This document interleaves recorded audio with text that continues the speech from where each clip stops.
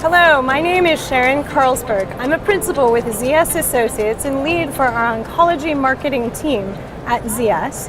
I'm here today at ASCO 2017 with Dr. Suzanne Topalian. Dr. Topalian is the Associate Director for the Johns Hopkins Bloomberg-Kimmel Institute for Cancer Immunotherapy.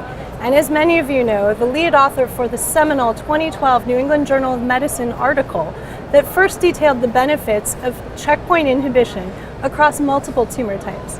Dr. Topalian, thank you so much for joining me today. Thank you, Sharon. Reflecting on your own clinical experience, what advice do you give to other oncologists about the right approach to sequencing targeted therapy and immunotherapy for metastatic melanoma patients? Well, that's a very important question, and I don't think that we really know the answer yet. There are clinical trials that are built to address that question. I think in general, clinicians now use a very broad guideline that if a patient has very aggressive, extensive disease, which is progressing very rapidly, the kinase inhibitors do tend to give a quicker response. And so in melanoma, we might try a kinase inhibitor approach first.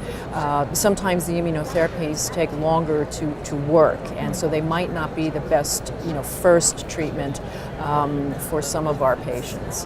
And then, of course, sometimes patients have factors in their medical history which would make immunotherapy too risky. Let's say if they have an autoimmune disease, such as lupus, some diseases which require high doses of steroids, then immunotherapy might be too risky for those patients. Okay.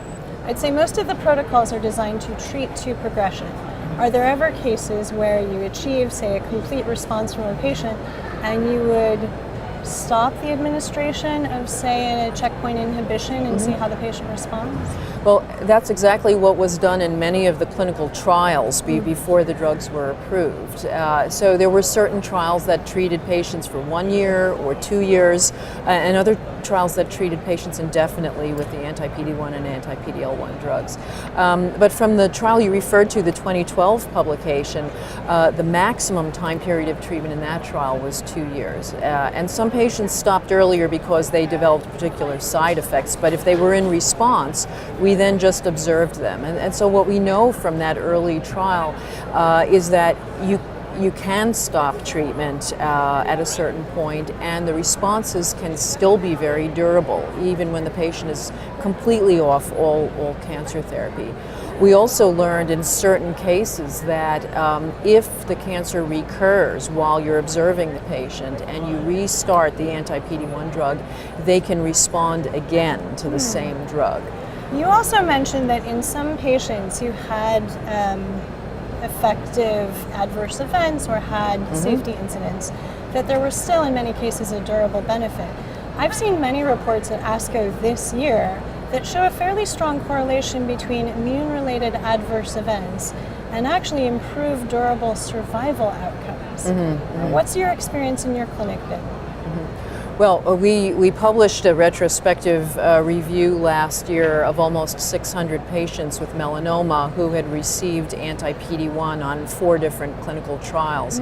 And in that experience, this was in Journal of Clinical Oncology 2016, in that experience there was a highly significant correlation of the response rate with the occurrence of adverse events. And in particular, the individual patients who had multiple immune-related adverse events had a much higher chance of responding to the drug. But the question I've heard from many oncologists in the community is there seems to be a lot of new drugs coming out. I think we've seen in the past month 3 new agents that have been approved in bladder cancer alone. And the question arises, we've seen some very, very positive data, response rate data, progression-free survival data. The question arises, are there clinically meaningful, do you believe there are clinically meaningful differences between the number of anti-PD-1 or anti-PD-L1 therapies that are now available for oncologists in practice? Well, there are several that are now available that are FDA approved for certain disease indications, but there are over 20 drugs when you consider all of the drugs that are in clinical testing. And the question is, how many do we need? Each of these drugs is a distinct chemical. There are differences among them. And I guess the most fundamental question is what is the difference between an anti-PD-1 versus an anti-PD-L1 drug? And you can imagine that there could be different mechanisms involved. Maybe an anti-PD-1 doesn't need to penetrate the tumor. Maybe that latches on to T cells in the circulation when it's infused. But a PD-L1 drug would need to penetrate the tumor to attach to PD-L1 molecules on tumor cells. So that might be one distinction.